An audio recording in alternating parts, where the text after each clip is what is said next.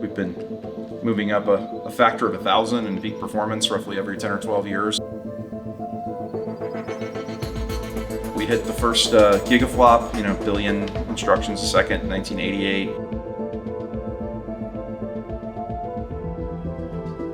Teraflop hit a trillion in 1998. Petaflop was 2008. An exaflop, quintillion, actually broke that barrier in 2022. It's the fastest machine in the world.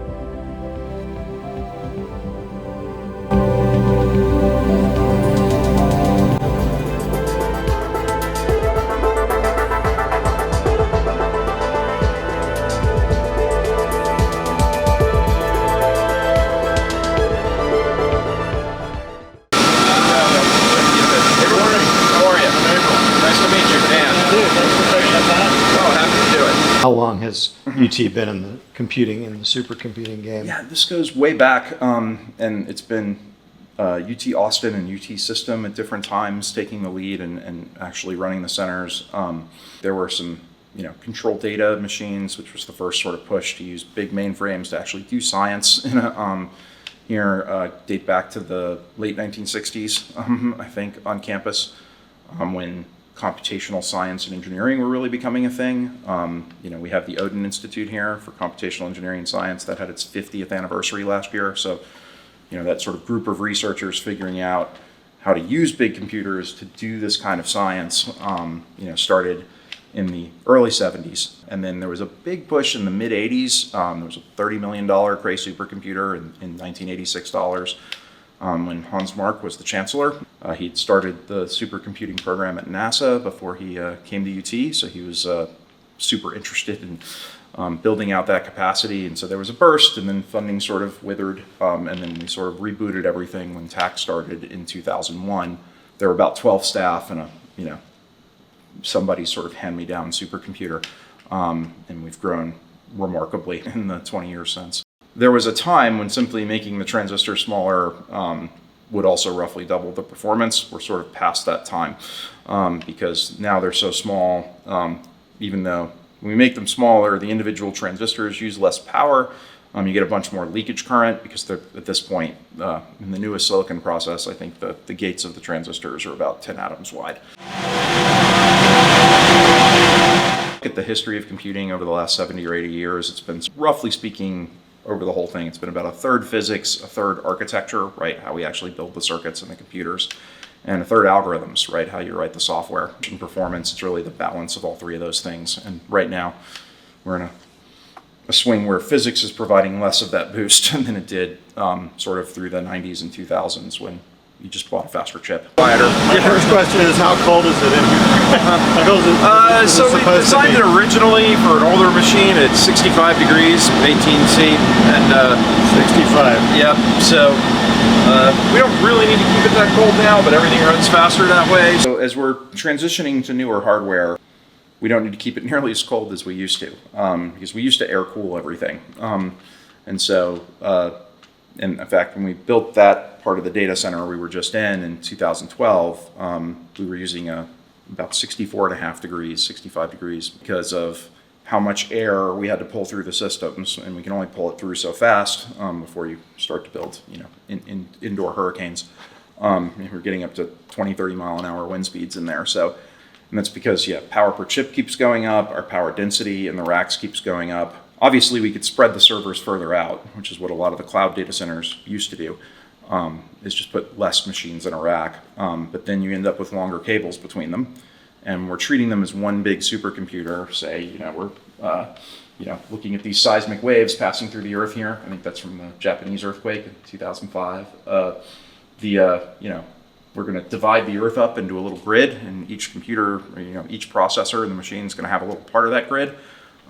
And obviously, to figure out what goes on over time, they have to exchange information every time they advance the time step, right? And so, so the amount of time it takes to exchange that information is related to the network latency, which is related to the length of that cable, because in the end, it's the speed of light shooting down a fiber optic cable, which it's about a foot per nanosecond, or in good Texas speak, 30 nanoseconds per first down. So rather than just going colder, because there's a limit to how effective that can be. We've gone to other ways to increase the amount of heat we can transfer off the fixed surface area of the processor, which has meant liquid cooling or immersion cooling, where we dump them in. The room is slowly getting warmer and quieter and less airflow through it, but the cooling, the amount of total cooling we have to put in is still going up pretty dramatically. So are there people here 24/7? We do have an operations staff that's here 24/7 just to keep an eye on things, to, actually physically look for problems, like something catching fire would be a bad thing, but also just to catch incoming tickets or system problems. So, normally just in the middle of the night or on the weekends, we have one staff member who's required to be here at all times.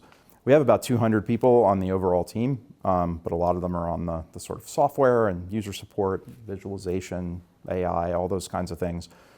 So the core team that deals with the data center, is about 25 people. You can have the full range of hardware problems and software problems that you have. So you run a laptop, probably has maybe 8 processors in it at this point, right? Our biggest machine has about 500,000 of those processors at roughly the same level of reliability. So, if you lose a day every 2 years on your laptop where something locks up and crashes, you can imagine the frequency of that on a much bigger machine. So we have to lock it down pretty carefully. But we have hardware failures, pretty regularly, mostly hidden from the users because we're pretty fault tolerant in those things. But we're replacing 5 or 6 disk drives a week, a bad cable here and there, memory DIMMs, the memory chips. We have 100,000 DIMMs in Frontera, so 1 or 2 of those a week are getting changed out. You saw people working on servers as we were walking around in there. We have a couple of folks who are in there every day just dealing with hardware-related issues. I think of it as sort of the abstractions as you move away from the hardware, right? So we have the people who actually turn wrenches and, put stuff in the machines and, build out the hardware. And we have operating systems, networking, security on top of that. And we have the people who deal with the applications and the scheduling and, building these large parallel applications and support code tuning and expertise across the scientific codes to do that. In fact, almost half our staff are PhD level research scientists. How much power does TACC use? So the max power in the current data center is a little over 9 megawatts. On a typical day, we're probably running more like 6. Standard residents might average 4 or 5 kilowatts, so it's the equivalent of thousands of homes, right, for what we run. The turbines at Mansfield Dam, on Lake Travis, full power, running optimal speed. Not that we often can let that much water out of the lakes anymore, but they're 30 megawatt turbines, right? So we could eat a third of the capacity of the dam. Just in the data center now, we're going to add another 15 megawatts of power in the new data center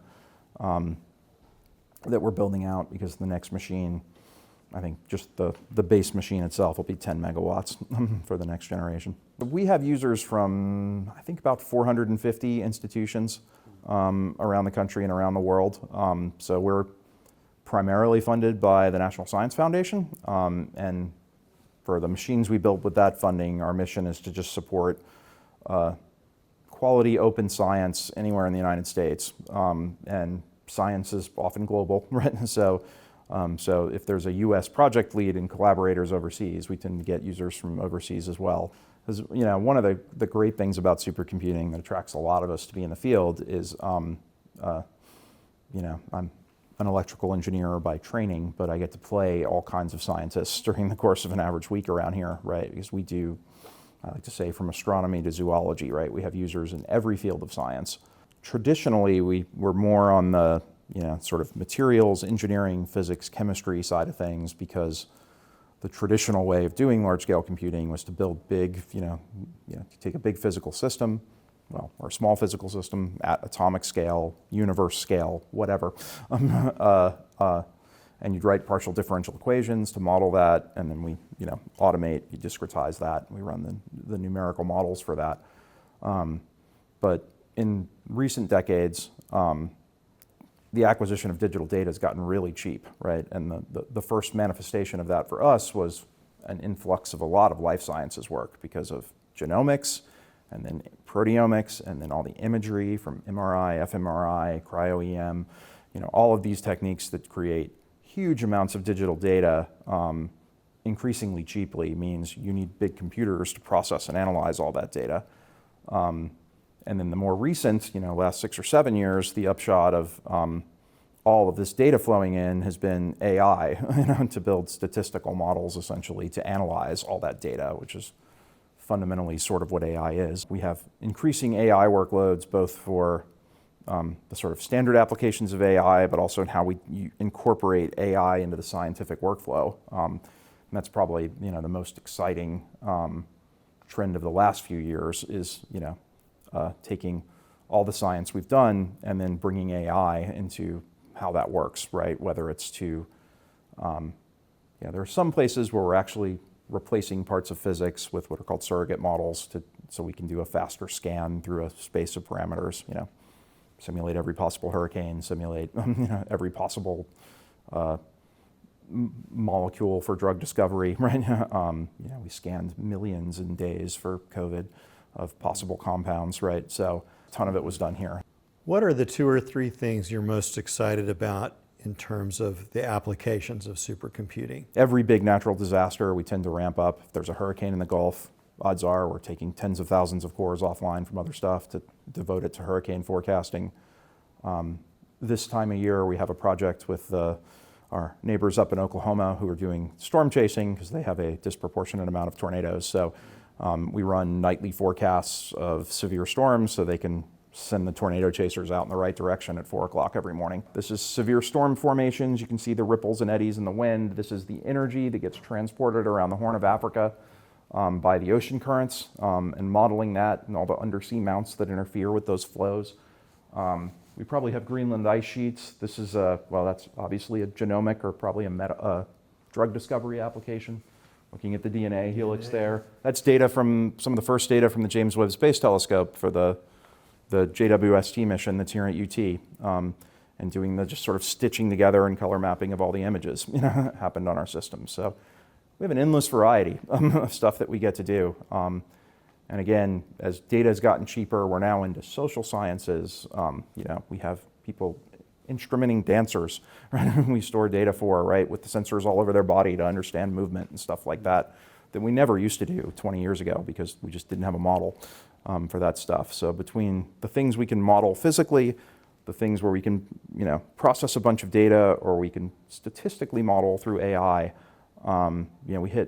there's probably not a department in the university that doesn't have some tie to high performance computing. You have a new designation as a leadership class computing facility, and I'm wondering what the practical application or the practical difference is going to be for that on TACC, on UT, on the science community in general. And from the scientist perspective, one, we have this quantum leap in capability, but there's also a big sort of consistency and sustainability aspect to it, because when we were buying sort of individual computers with grant funding, they have a 4 or 5 year useful life. It's like buying a laptop, right? They age out. So 5 years from now, you might have to work with a different center on a totally different kind of machine to get your work done, if you're a scientist. And if you're building a big instrument, partnering with some of these telescopes, the Vera Rubin Observatory, it's been under construction for 9 years. They conceived a decade before that. It's going to operate for 30 years. There's a huge risk for them if their data processing plan relies on us if we have a 4-year grant to run a machine, right? So now we're going to sort of decade scale operational plans with occasional, refreshes to the hardware of the machine, which means we can be a more reliable partner for the other large things going on in science where you need, if it's ecological work, you need observations over decades. If it's astronomy work, you need that data to persist for a huge amount of time, right? So almost all of these, if we're making $1 billion investment in an instrument somewhere, you're going to want to have both the processing capability, but the data sustainability around that instrument. So for me, the first order exciting thing, big exciting new computers, that's what drives us to do stuff, right? But I think from a sort of for the national scientific enterprise, right, it's this consistent, sustainable, there's a facility and it's going to be there, is an important message so that people don't run off and build their own crazy infrastructures. that match their project life cycles and then disappear at the end of those. One thing that has broadly happened is the AI and the supercomputing infrastructures are just increasingly converged. We have a lot of AI infrastructure. We've been building a lot of human expertise in supporting and scaling large AI runs, as that's just more and more central. And now we're, with the new facility, building out more capacity to permanently host AI models for inference. So you can build a reliable service to tag an image or identify a molecule, or get an AI inference on the most likely track of a hurricane or things like that, right? So we're going to host a whole set of scientific models up here that can run. So we're excited about what's going on in AI. We are where a lot of these techniques came from. So we look forward to partnering with more and more AI users around the campus as we both understand what it can do, how to use it responsibly, how to minimize the energy it takes to run these big models. These are all core concerns for us, and that's probably going to continue to be a big growth area for us in years to come.